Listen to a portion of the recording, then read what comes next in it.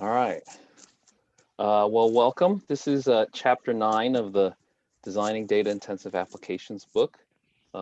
This chapter was long, but it was also tough for me. I think conceptually it was probably the most abstract, but we are at the peak of it. So chapter 9 is the end of part 2 of the book, and it's sort of downhill from here. We got 3 more chapters. We'll talk about batch processing, stream processing, and then he has sort of a summary chapter. So I don't know how many of you tried to read this chapter in advance, but if you struggle a little bit like me, then you know, I think you're okay.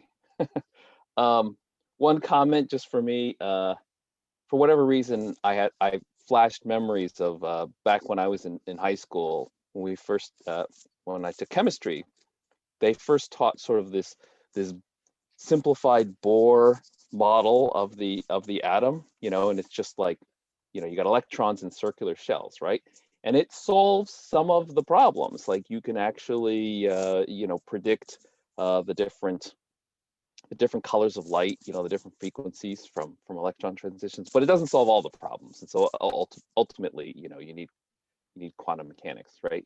And so I felt this chapter, I sort of flashed that because it's sort of like, hey, let's talk about this concept, but you know what? It doesn't really work. And then we'll talk about this other concept, which is actually cool, but it doesn't really solve the problem that you need solved for consensus. And it was sort of like this, a couple of things. So for whatever it's worth, that was kind of what I felt the ride was like. And so my notes this week are a little bit higher level. So feel free at any point if you have questions or if you want me to pause. I'm perfectly happy to show some of the diagrams, the examples from the book. There were good ones in the book, but trying to walk through, and especially because it's like, hey, let's talk about this topic, and then in the end, you're going to find out that this topic isn't really what you need. So like, not going to belabor, all the details for the different examples. So that's sort of just my opening remarks. So consistency and consensus, we've now looked at the different building blocks. We know what the different kinds of distributed systems are. We talked about replication and partitioning. And then basically last week was sort of like, Ryan talked about all the kinds of things that can go wrong. And basically, if you dig deep enough, it's somewhat intractable. And so ultimately, you do need some abstractions for application developers to be able to build things just to take away some of the complexity of the different failure modes. And so this chapter ultimately builds towards consensus, which is necessary to give sort of a consistent view of the information to end users, but it's also necessary, just for some internal operations, so just like leader elections. But we start out with sort of this view of consistency and working our way up. And so the first thing we talk about is consistency guarantees. And so this idea of eventual consistency, when you have nodes that can go down, when you have networks with unbounded latency, it's really difficult to, as the author says, it's really difficult to reason about applications. It's hard for you to as somebody designing a program to say these are all the possible ways it can fail. It's sort of like there's almost limitless ways, and there's race conditions and all sorts of bizarre behavior. And so you can have the thing that I've talked about, which is very frustrating, where you go and you look and the score is 1-0, and then you look again, you refresh, and it goes back to 0-0. And so it looks like things are going backwards in time. So we've talked about sort of ordering and consistency in sort of a single node perspective.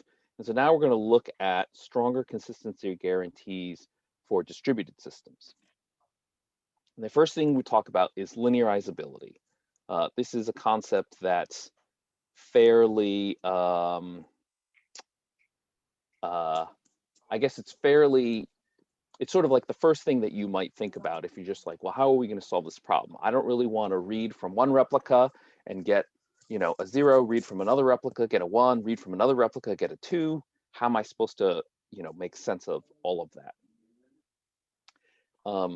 And so the idea of linearizability is that basically it gives you the illusion if you only had a single replica, if you only had a single store, then of course, as writes happen over time, it can change, but it'll always move forward. It won't ever fluctuate back and forth like my example of the, you know, the sports score where it goes 1-0 and then it goes back to 0-0, where you get a stale read. And so the author goes through some different things, but ultimately there's a diagram, and I can pull it up, where he shows that each operation that you perform, a read or a write, has a window, okay? It has the time when the original request is made, and then it has the time when the response. And inside of this window, if you just model it as a single point in time when it actually happened, okay? And it can be anywhere during that window between when you made the request and when you got the response back. So it could be very early, very late in the window. So if you model every read and every write as having a specific point in time, then basically what has to happen is if you line up all the reads and the writes, then the data that's going back should be consistent with time always moving forward, in terms of the diagram always moving from left to right. And so the cool thing about this is that if things are linearizable and they're always moving forward in time, then you can't have this phenomenon where you're getting a stale read. And so if you're doing, for example, a leader election, then if the new leader is node 5, then you can't have it where somebody says, who's the leader? And they get an old value. And it says the old value is node 1. And the author talks about that you can also use this to implement locks. So if somebody wants a lock, however you implement it, you know, but basically, if you have this one particular resource and you say, you know, I want the lock, then basically once you get it, then nobody else can do a read that says, hey, this lock's available. They're all going to say, you got it. Also talks about unique constraints throughout this chapter. So for example, people signing up for a username. Only one person can have a particular username. Apparently VBlue can have 2 different meetup accounts with the same email address, but under normal circumstances, you can only have one for a given username for a given email address, right? And so the idea is that the system's supposed to prevent this. And even if you get 2 requests simultaneously, it's supposed to prevent it. And then he even talks about cross-channel timing dependencies.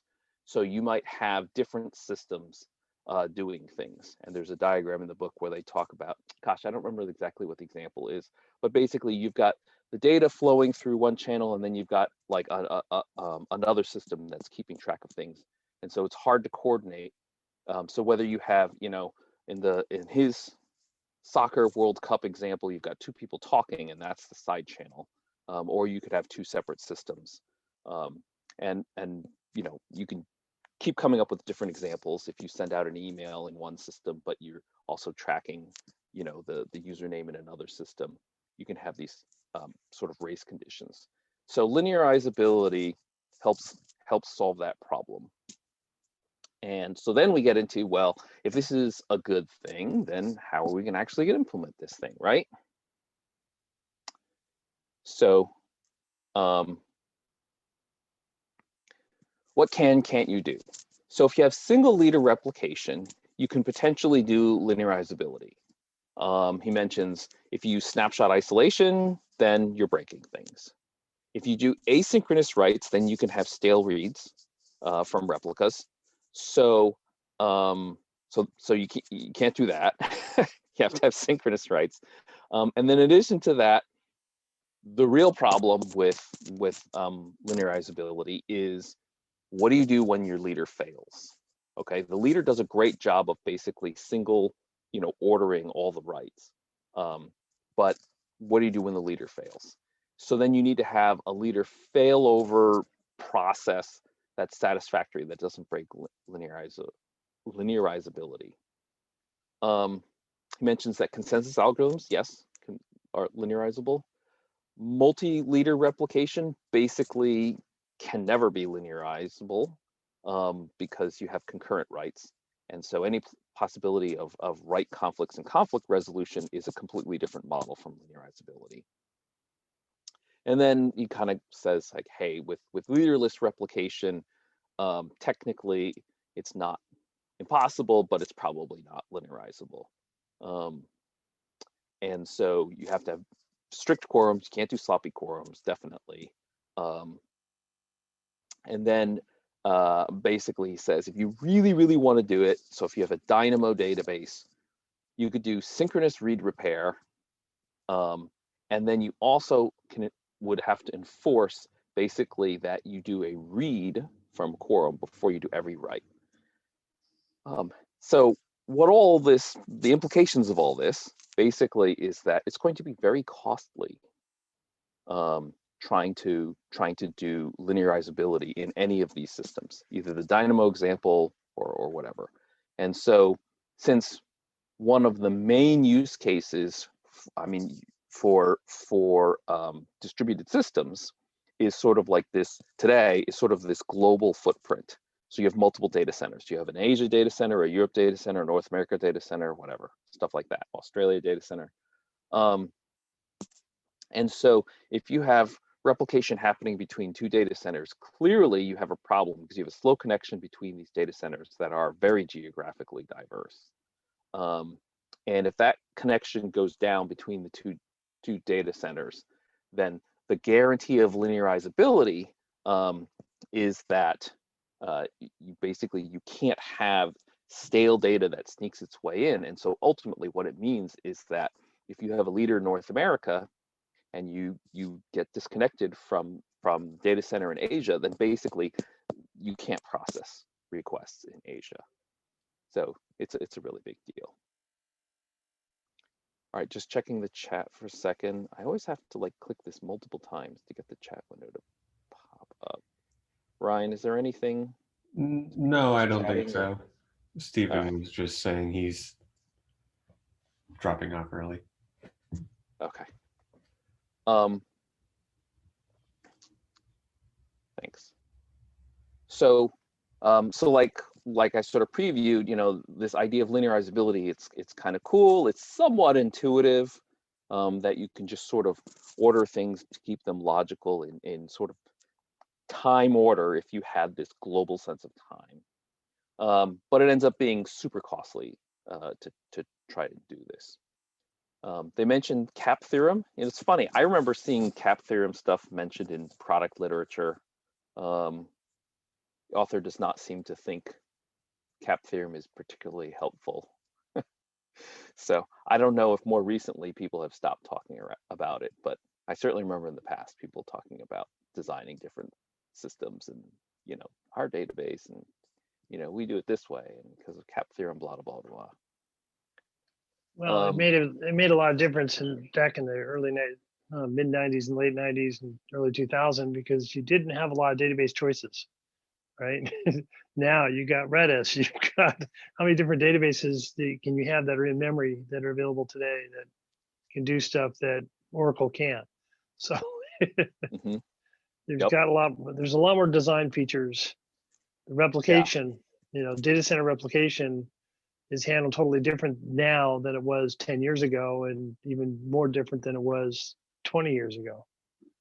So yeah, and it's interesting because, like, I mean, after reading this chapter, you know, I mean, I'm kind of curious if we have time for a little discussion at the end, just whether or not people think it's worth it to try and, you know, get any of these benefits, or if you just go for a sort of, you know, leaderless potential right conflict kind of universe. I mean, there's a few key things that you don't want conflicts on, but, you know, if it's just whatever, people posting comments to your, you know, your Facebook status, like, do you really care if there's a slight, you know, right conflict on, or the ordering isn't accurate, or, you know, I mean, even if worst case scenario, I see a comment and then it disappears upon refresh, or I see a reply to a comment, but the comment itself isn't there yet. Like, yeah, I mean, you know, right? Like, that's not really the end of the world.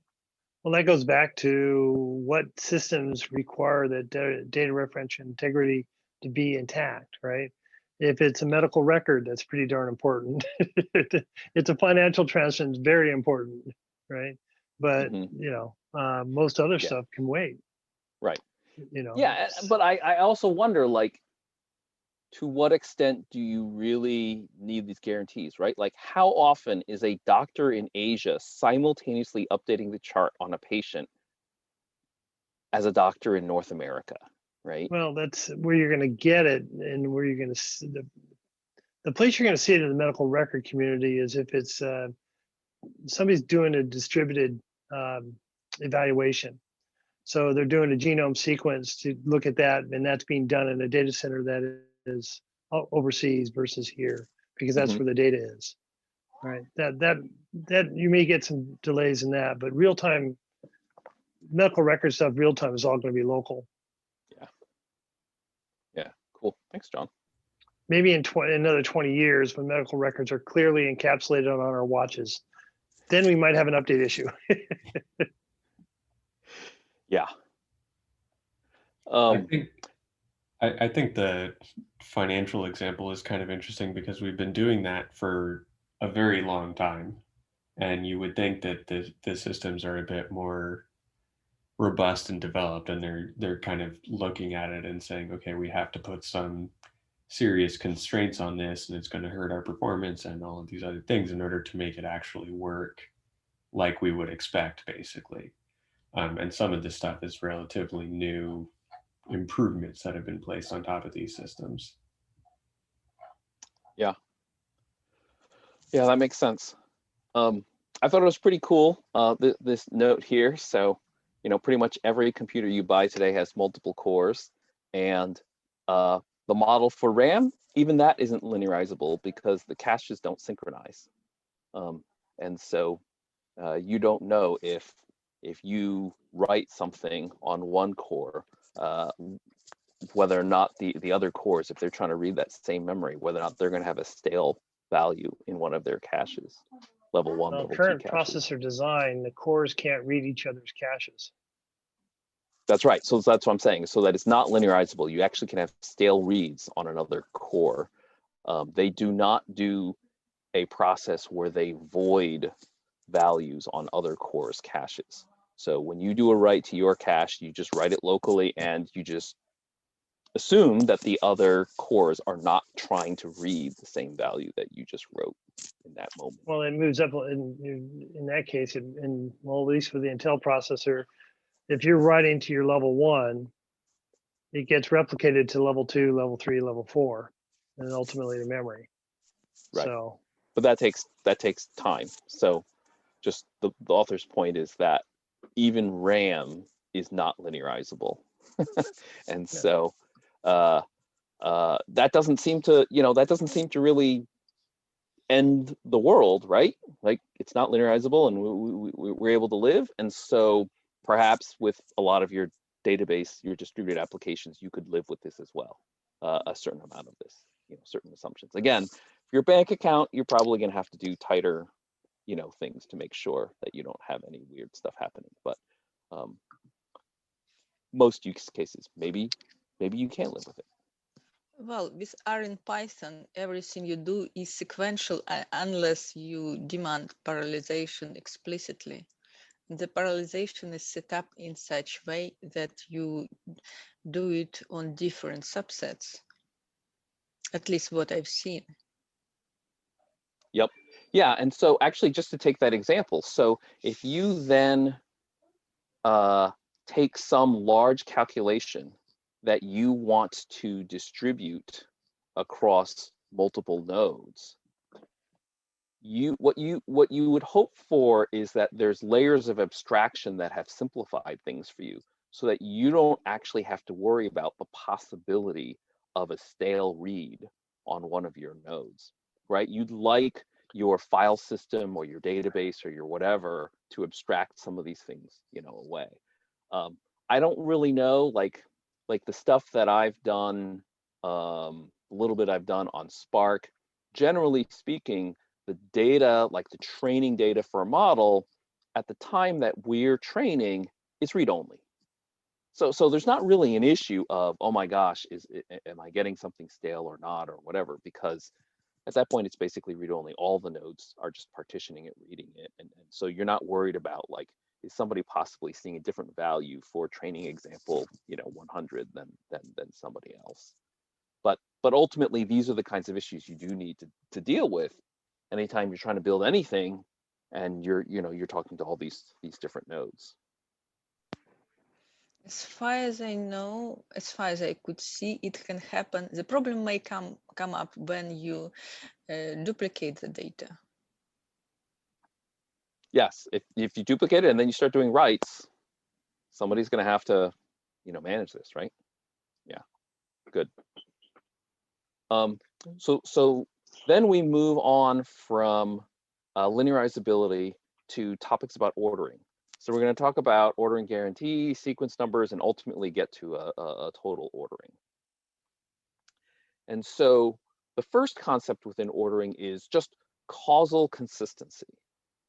So the idea is that if you have events that are not concurrent, so I read a value from A and it says it's 1, I add 10 to it and I write it to B, and so B is 11, there's a causal connection between my read of A and my write of B, because B should be 10 more than what A was.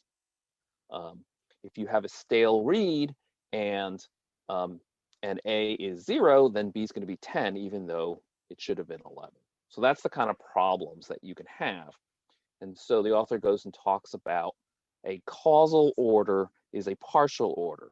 So anytime you have specific events that are non-concurrent, whether you have a proved causal dependency or not gets kind of hairy, but basically you have events that don't overlap, then that imposes an ordering that one must happen before the other. When you have concurrent events, concurrent reads, concurrent writes, then causality does not, there's ambiguity, so causality does not impose an order. So it's not a total order. Some items have to be before others, but others it's ambiguous and potentially could be in either order. So linearizability is stronger. It ensures a causal order and actually then some. So it does preserve causality. So that's again where, as an application developer, you just don't have these weird things where things seem to be going backwards in time. So the author mentions, and this book, remember, is like about 3-ish years old, right? So that there's research into providing causal consistency without going all the way to linearizability. And so one possibility is you take the version vectors that we talked about, and version vectors, the vectors are per key. Now, in my example of you read A and you write B, now you've actually got 2 different keys, and you need to actually be tracking causality across all of that. Sounds very expensive to me, but yeah, but well, there's always a price to pay to keep things in sync. Yeah, and the hardest part is, how do you know sort of the minimum causal connection? So let's say I didn't just read A. Let's say I read 100,000 rows and I wrote B based on the value of one of those rows. How do you know the causal connection, the dependencies only on that one particular row and not on all? Maybe it's the sum, so maybe it's dependent on all 100,000 or whatever, but it just seems to me like this could get really expensive fast. Well, it can. I mean, there's some coding techniques that evaluate that. On that case where you did a select statement, you're selecting data from a bunch of rows, there's a follow-on statement that basically says, did anything change while I was doing that transaction? If something changed, then you trigger in your code that you go back and reread it because something changed while you were doing the transaction. And that's, I had to deal with that years ago in Java. It was pretty easy to do. You basically kept track of the queue as to what's going on in parallel with your workload being done. And if there was an update that occurred in the log, then you had to go back and do it again. Some you run into problems because sometimes if you did a query like that, you fire it off and you may have to go back there 2 or 3 times to get a good query. Yep. But at least but you're protecting the user or the further layers from having to deal with all the weird possibilities. yeah, I think that in that one application there was somewhat sensitive data, and after the 3rd pass, we basically came back to the user saying, "Hey, come back, try it later." Too many people are using the data, because it's a problem. And it's a real issue. Yeah, a number of years ago, applications that we built using the Microsoft stack, we used to use optimistic concurrency control in SQL Server. And so SQL Server used to support this atomic compare and set operation. Yeah. So if we're doing just basic, CRUD type applications, and so you basically pull up one record, you can modify it, you can insert a new record or whatever. So when you were doing an update, basically we would read SQL Server had this monotonically increasing sequence number that it would attach to every row. And so when you pull up the screen, it would read that. And basically when you went to do your update, when you went to do your write, you would pass in the value that you had, and it would do this atomic compare and set. And so basically it would return an error to you if that value had been changed in the meantime while you were before the update happened. And if that's the case, then basically what you do is you just do a read, you refresh it so that you get the latest writes from anybody else, and then you leave it up to the user to actually decide what they're going to do, and then they can go and they can submit again. And I believe, I don't know exactly why, but I believe as Microsoft was trying to move on their eventual path towards Azure and distributed systems, that they just had difficulty supporting this monotonically increasing sequence number on all records, and so that's why they discontinued support for optimistic concurrency control. So they got rid of the atomic compare and set. That's funny. Yeah, but it was really nice. I mean, we were not building applications that were Facebook's, right? We were building applications for hundreds, maybe thousands of users. So it was generally speaking fine to do things that way. Okay, so then going a little bit deeper into the sequencing, basically they say you can have this logical sequence number. So again, you just have this counter that's auto incrementing. It's monotonically increasing. And if you try to figure out ways to do it, if you have like a single node, that's fine. Then again, the problem is what happens when you have a leader failure. So it turns out there is a solution, these Lamport timestamps. I don't know if you guys have heard of them. I hadn't ever used Lamport timestamps. I thought they actually were pretty cool. And so simply by pairing this monotonically increasing counter with a node ID, you can actually implement this algorithm where the only tweak is, instead of just having a counter on each node, what you have to do is anytime you do an operation, if you see a counter that's higher than where you are, you have to bump up your counter to be at least as high as what you've seen. So this activity happens on every node. So when they get requests from clients, and this activity also happens on clients whenever they see anything from any node. And so this basically, from a causality perspective, anytime you have communication between any two, make sure that the counters are always moving forward. You can never have a lower counter number used after a higher counter was used. So pretty clever. I actually like this Lamport timestamp business. And so then, the author goes and pulls the rug out from underneath me after I've just decided that Lamport timestamps are cool, and says, but unfortunately, Lamport timestamps aren't good enough to really help you solve your problems. So thank you for taking the time to learn about them, and you're not going to use them.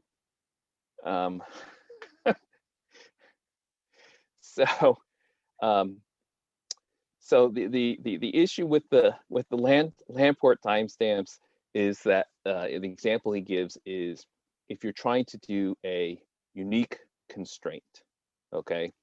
The Lamport timestamp gives you a total order. So at first blush, it looks like it's good enough.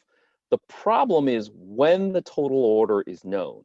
The total order is known after the fact, after all the requests have come in. In order to implement a unique constraint, say on username, you need to know in the moment that a user is requesting a particular username. You need to know in that moment whether or not you can accept it or not. And with the Lamport timestamps, the ordering happens sort of after the last request has come in for a particular key. It doesn't happen in real time. So we kind of have a problem. So then what do? We move on to the next idea, which is the total order broadcast. And so the idea here is that if I'm going to send something out to all the nodes, if it gets delivered to one node, then it's got to get delivered to every single node. And the ordering on every single node has to be the same. Now, this can take a long time. So if the node goes down, it's disconnected. This doesn't need to happen right away. It can happen after it reconnects. But what's critical is that you keep retrying forever so that the delivery eventually happens. And that when the delivery does happen, that the nodes are able to construct the messages so that, yes, they are in the correct order. So it turns out that if you have a total order broadcast, you can use it to implement linearizability. So then they show sort of how you do it. You have a write case and then you have a read case, okay? So the way that you could, handle the writes is that you have this particular log that you append to, and you say, okay, I'm about to do a write for key number 1, 2, 3, 4, 5, and then you just do a read and you keep doing reads until you see that your 1, 2, 3, 4, 5 has actually appeared there. And so if you do that, because the sequence is guaranteed, then you can just simply look and say, okay, well, did anybody try to write 1, 2, 3, 4, 5 before I did? And if nobody did, then you're good. And if not, then you have to deal with the fact that they won. You might need to reread the value based on what they did. That's not quite enough, because that handles linearizable writes. Then you also need to deal with linearizable reads. And so he mentions three options, and these are not the most attractive options, but there are 3 options. So one is you do a similar things to the write, where basically you append something to the log that's just basically a time marker. You're not actually trying to change any value. And then you just, again, you keep reading and you wait until you see that thing come up, and then okay, at this point, I'm sort of caught up on time, and then I can do a read. If a system sort of lets you just sort of peek and say, where is the current position, then you don't have to do that append. You can just wait until you see that you're caught up. Or another option is if you have synchronous writes, if you have one replica with synchronous writes, then if you go to the replica with synchronous writes, then you're safe to read from it because you can't have any delays. You can't have any stale reads there. Interestingly enough, you can do the vice versa. If you have a linearizable storage, you can actually use that to implement a total order broadcast. That's fairly straightforward in the sense that you just assume you have this register, and you can use an operation like atomic compare and set, like I was talking about, or atomic increment and get. And so basically all you do is you increment the register and you get the new value, and when you have that value, that can be used as your sequence number. And so as long as you have linearizability on that register, then you basically guarantee sort of that nice sequencing monotonicity of the values. And so when you send out your messages, if you use that as the ordering number, even if the physical messages arrive in a different order, the recipient node can always say, I'm only going to apply these in sequential order. So finally, the author says, hey, if you have a total order broadcast, if you have this linearizable register, then these are equivalent to consensus. And what we really want is consensus. Which actually we've had a little bit of, let me just pause here and see if people are with me, if they have comments. People are lost. Any comments? To me, it seems like there's like such a large cost in order to guarantee linearizability on read. It just seems like you have to, like, if you want to confirm that everything is consistent across all of the nodes, you have to basically force a read across everything, it seems like. Yeah, I kind of, again, I mean, you know, maybe we wait till we get to the very end of the chapter. We're getting close. But I kind of got left with, I don't know, like, you know, we've talked about these fancy algorithms for doing certain abstractions and guarantees, but maybe in the end, it's just not worth it. You know, Okay, like I said. Let's be realistic. It's good to know this stuff, but the reality is you're going to choose an architecture that's going to run behind the scenes. That's going to meet your need for validation for the individual data, right? You're not going to choose a database that is going to give you a possibility of having a bad value on a read on a multiple update, right? You're not going to choose an architecture that's going to cause your front end to cause a problem with data integrity issues. So matching the back end to what the application needs to be is probably the most important step anyway. Because I mean, going through all this stuff, I go back to my CICS days way back when. The operating system was very specific. If somebody was, you know, going after data sets at the hospital that I worked at, if somebody was updating medical records and somebody else was reading that medical record, if somebody was updating, the person trying to read the data would get notification that somebody else is writing, so they have to wait till the data gets written before they can see it. That's been around since the 70s. You know, but that was the database informing the users and the community that this data is being updated. You can't touch it. You can't see it until it's done. So you're going to choose a backend that's going to do that data protection for you. But in a MySQL, the scalable MySQL that I deployed back in 2005, we had 700 nodes of that database, and when data was getting updated at one end, it took a half second to get through all the other replicas. You know, but when that data was up, when those slices were being updated, we had tags in the database saying that the reads of this area is blocked until the updates are completed. So we took steps to account for the time difference of data that takes to write. So if somebody was querying the data that was being updated, their queries were put on hold and they were notified that the queries were put on hold until the updates were complete. So again, that's a different back end, different timing. So, I'm assuming those nodes, John, were all in the same data center. Well, initially, yes. Final deployment, we had two data centers, 1,000 nodes each across the country. And we would update, the Eastern data center was updating 3 hours before our data centers were doing the updates, but we were continually crawling data. So there were slices being updated continuously in production. So we still had to contend with, periodically somebody would issue a query that would hit a slice that was being updated. The CIA was kind of notorious for doing shit like that because they wanted to know what was going on in the Middle East continuously.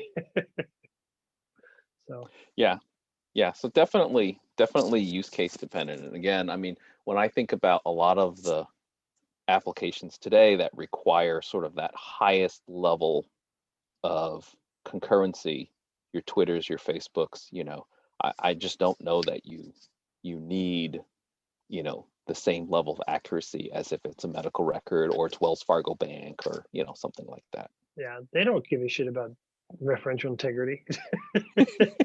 Yeah, right. Hey, they're deleting half the population right now. So hey, what the hell? All right. So moving on, we're getting close. So we're now talking about distributed transactions. We're not quite at consensus, but it brings up two-phase commit. So two-phase commits been around for whatever 30 years. It's a pretty well established protocol, and you can do well, I'm getting a little bit ahead, but basically, you know, you can do it between different systems because there it has been implemented as a vendor agnostic, you know, system independent, you know, protocol that you can follow. So what is two-phase commit? Basically, the author goes through a lot of different pages and goes through, like, sort of builds up to this, but the way I would summarize it, pretty straightforward, is you have to have a separate coordinator, okay? And one of the things that was not completely clear in, I didn't think was completely clear in the description in the book, is that when you talk about two-phase commit, you're talking about all of the relevant node systems in a particular transaction. It doesn't necessarily need to be all of the nodes in the system. When you talk about something like synchronizing writes across all replicas in replication, then you're talking about all nodes. But most of the time in applications doing two-phase commit, it's actually a more limited number of actors that are involved in the transaction.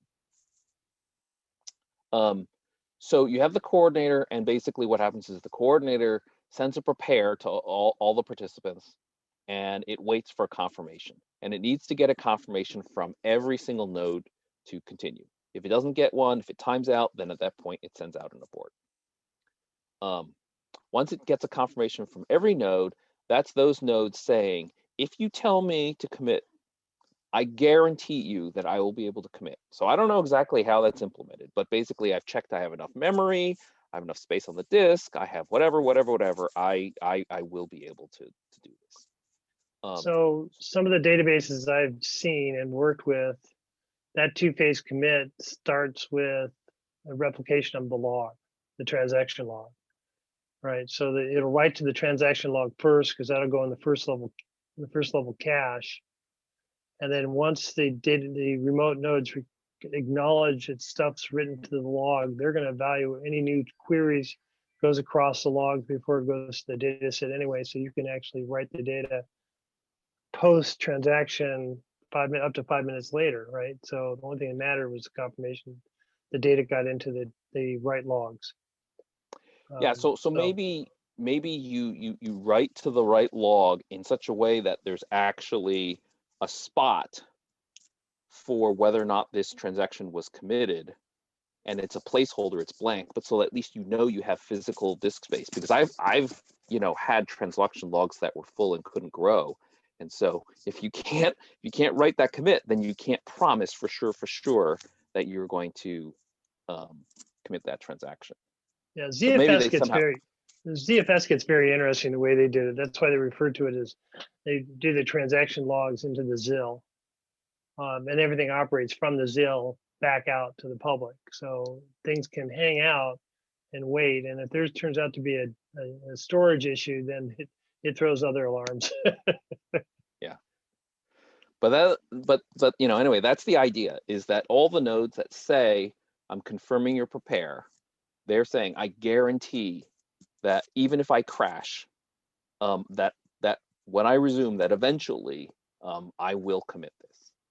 Yeah, that's why it's nice writing to having that write log that's a permanent write log, because then no matter what happens everywhere else, you can catch up. Yep. So when the coordinator hears from everybody, the coordinator writes to its log, it writes its commit record. And so now it knows that it has committed this transaction. At that point, it then sends the commit decision to each one of the nodes, and it must retry forever to tell those nodes. So if the node goes down, gets disconnected, you'll just continue to retry. And then at some point, when you have connectivity, when the node's live, you will say, hey, my decision on this was commit. And because the node has guaranteed that when it hears the commit, it will be able to do so. So Doesn't matter how many crashes, how much time lapses, like John said, you've got that write ahead log, it gets the commit, it says, okay, fine, I'm doing it. And so because it has that guarantee part in it, that's how you can guarantee basically that all the participants will have, they will all either commit or they will all abort when the coordinator tells them to do so. So if you go through and you think about it, the node failures are fairly easy to handle. Most of the time, you get node failures fairly early on. The coordinator simply says, hey, I can't commit this, everybody abort. Okay. But even if later on a particular node fails, basically it's just a case where the coordinator is going to retry, and eventually when it gets in communication with the node, then finally that node will commit. The problem is if you get a coordinator that fails after it sent out the prepare, but before it has committed, then all the nodes are left in limbo. Okay, they've as John mentioned, they've written to their logs. They're all ready to see if they get an explicit abort, then they can undo the transaction. If they get the commit, they can commit it. But if the coordinator dies, then they're just left hanging. You know, that's where you got to figure out whether the quorum feature is active and working. Yeah. So the author mentions the possibility of a 3-phase commit, but doesn't seem really realistic to me because you have to have bounded delays and bounded response times from nodes, and we can't really guarantee those.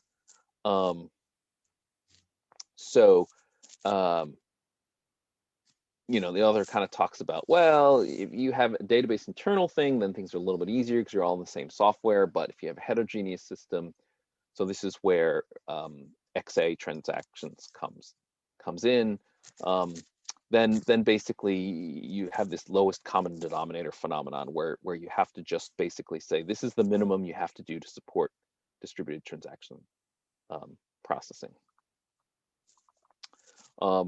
So list some different things and doesn't go into detail, but basically the idea is that if things go wrong in just exactly the wrong way, you can actually have a coordinator where we talked about that failure mode where it left the nodes hanging.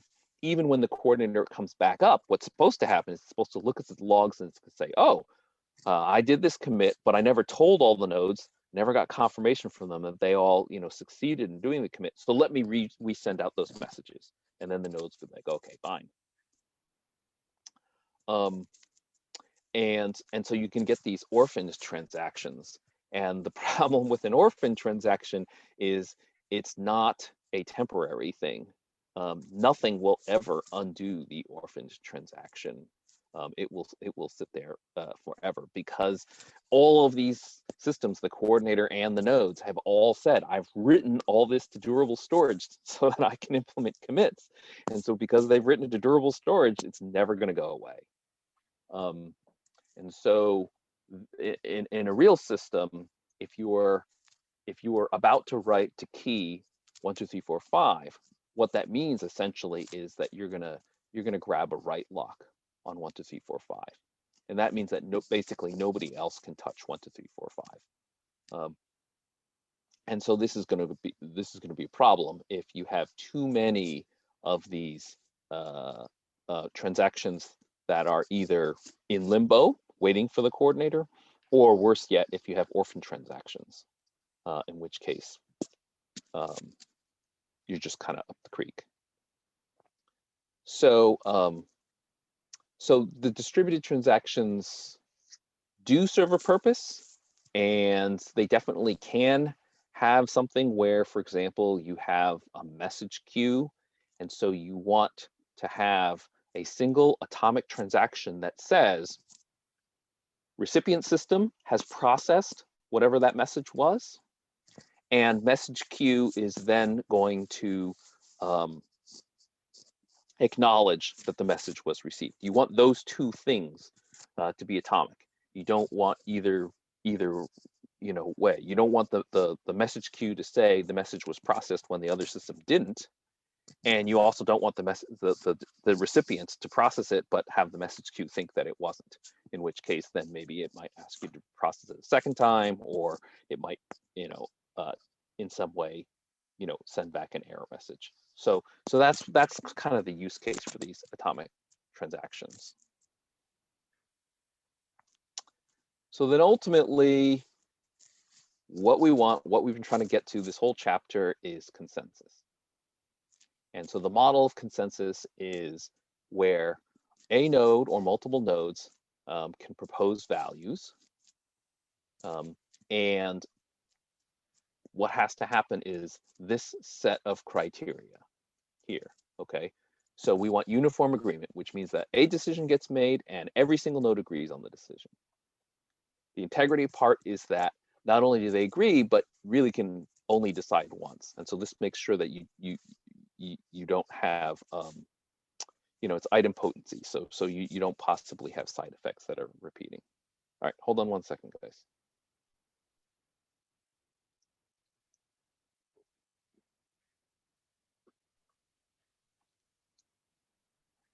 All right. Validity, technically you need this. It's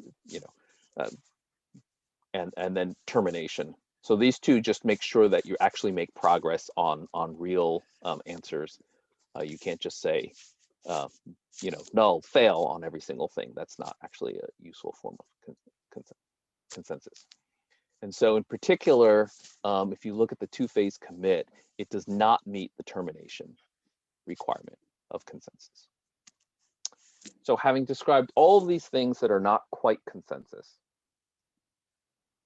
the author now says, consensus is really hard and it's so complicated, I don't really have room in this chapter to talk about it, but here's some systems that actually implement consensus. It's like, wow, look at that. And then they do explain that generally speaking, how they're going to implement it is using a total ordered broadcast, and what they're going to do is this epoch numbering business. So kind of, found it to be a little bit reminiscent of the Lamport timestamps. But basically what it says is that the epochs are monotonically increasing. And so say you're doing leader election, that basically there will only be one leader per epoch. And if you imagine a split brain scenario where old leader says, hey, wait a second, I'm trying to do it right on key 1, 2, 3, 4, and I'm the leader, so you all should listen to me.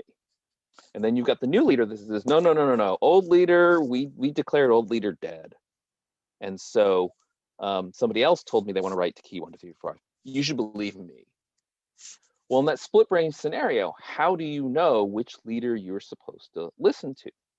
So the idea is that because they have these epochs, when they do a new leader election, new leader has a higher epoch number than old leader. And so that's why you can always immediately tell which is the new, which is the old. And upon hearing that new leader has a higher epoch number, basically what has to happen is old leader has to resign. Say, oh, okay, I didn't know about this. I didn't know you guys all thought I was dead, but apparently you did. And so therefore, I'm resigning. I'm going to listen to new leader.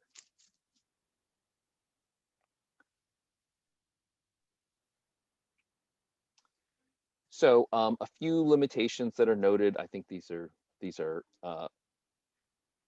somewhat important.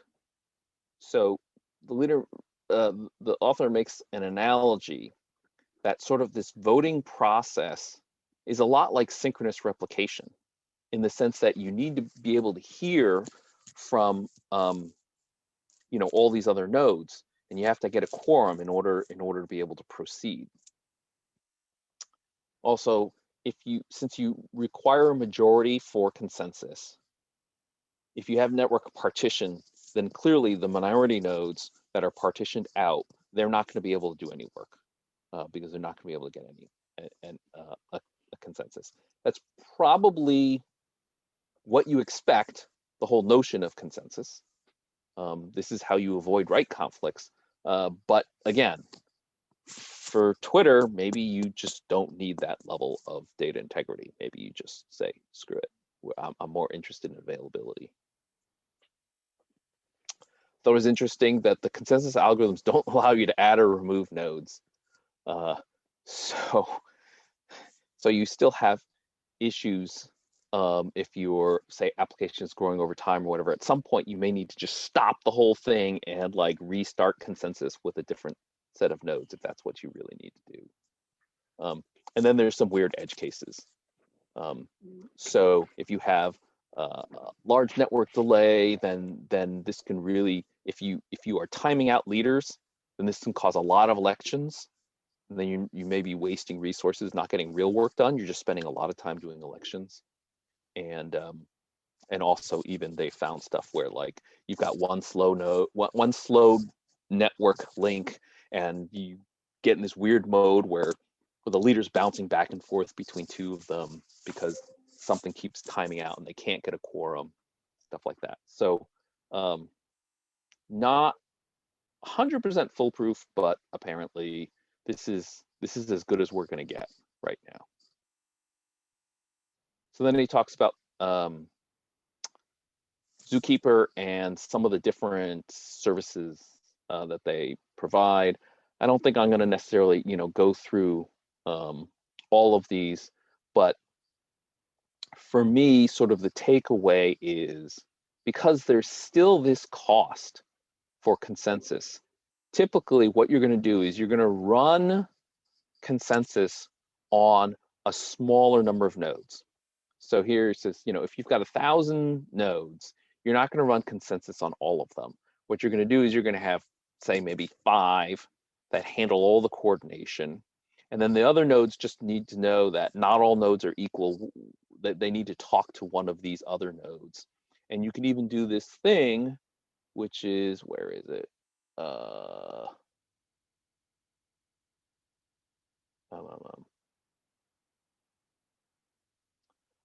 This read-only caching.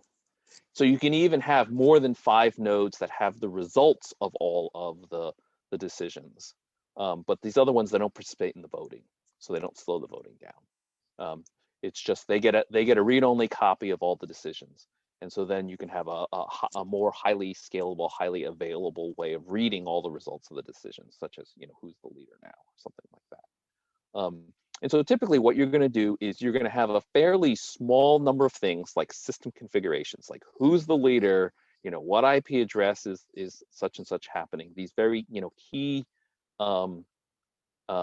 pieces of information, small amounts of information that you run through something like Zookeeper, and it's basically the bare minimum. Whatever you need this kind of information, you use Zookeeper. Otherwise, if you don't need that level, then you don't have to worry about consensus, and you just have your main database, your main system, working however it works. And there's a few things that you can offload to it. And so one of the things you can do is like just a true membership service, where it just basically tells you here are all the nodes currently participating. And then one of the things that I thought was pretty cool is that, I don't remember where, oh, here it is. Zookeeper does also have where you can subscribe to notifications. So you can say, oh, this particular record stores who the leader is. I want you to notify me anytime this changes. So you don't have to keep polling. You don't have to keep asking, who's the leader, who's the leader, who's the leader, who's the leader, and waste resources doing that. So it's not like every time you need to do something, you need to ask who's the leader, but you can just simply say, tell me if this particular setting changes. And then Zookeeper will say, hey, you know what? I want you to know that there's new value in here. And so then there's a new leader. All right, so that's my tour through, like I said, this chapter for me was definitely the most abstract, the heaviest. I definitely have much more respect for the difficulty in building these distributed systems.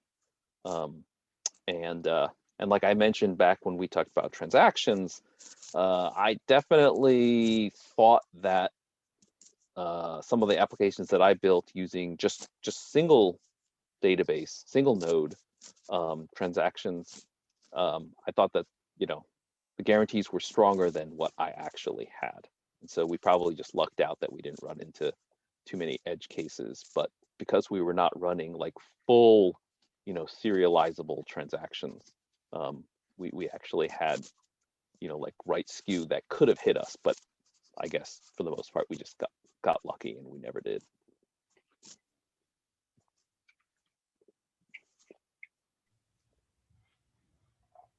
So anybody else, any other thoughts, questions?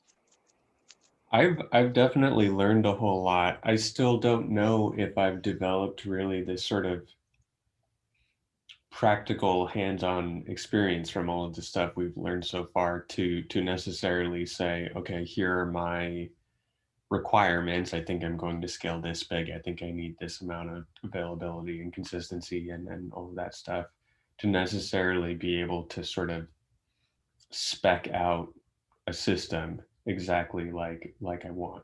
Because we've kind of discussed everything kind of haphazardly, but I don't know specifically, I want this, this, and this, so I should go for this set of tooling, basically. I think that that would be kind of an interesting side thing to explore eventually. I can tell you that my current project with Saiba, every time I turn around, I come across a new project that's doing something different with messaging. And while I've been focused on MQTT for the better part of the last 3 years, there's some other technologies like,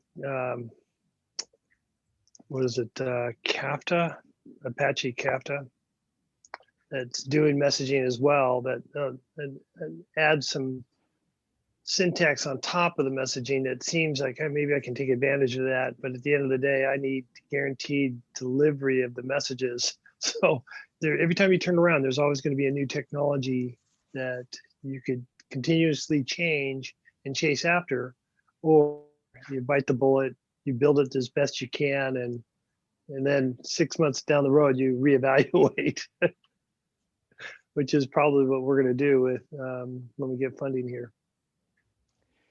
Yeah, like I thought it was kind of interesting to see the author saying, so maybe you have a replicated database and you're using Zookeeper, right? But you're not just using Zookeeper, you're actually using Apache Curator on top of that, because even with the services that Zookeeper provides, it can be a little bit tricky implementing, you know, these atomic operations and ephemeral nodes correctly. And so you need a higher order. It's like, holy cow, you know, all I really want is just a distributed database, but you're telling me that I need a database and I need Zookeeper and I need Curator, you know, like just well, it's who they are, right? Apache's an interesting project. They're constantly reinventing things in hopes to improve what their ultimate goal is, which I haven't quite figured that out for all these years. But I mean, it just so for me reemphasizes that this stuff is tricky. So, but yeah, Ryan, to your point, you know, I think that there are key things. So like your main data, how much do you care about it, right? If you're Wells Fargo Bank, then probably you're going to have something that's slower, you know, that's going to do more sort of synchronous, you know, transaction-y type stuff or whatever, right? If you're Twitter, maybe you don't care as much. But there are certain things the author mentions, like signing up for a username. You really don't want two different people to sign up for the same username at once, you know. And there's certain other, you know, key operations that you know you may need. And so I guess, yeah, I mean, I'm not a systems guy. I couldn't necessarily say this is exactly how to define the requirements, but it's definitely have a much deeper appreciation and not just be like, oh, I talked to this vendor, whether it's, you know, Cassandra or, you know, I talked to somebody at AWS and they said Dynamo is fine. You know, like, oh, maybe I need to ask a few more questions about these certain cases.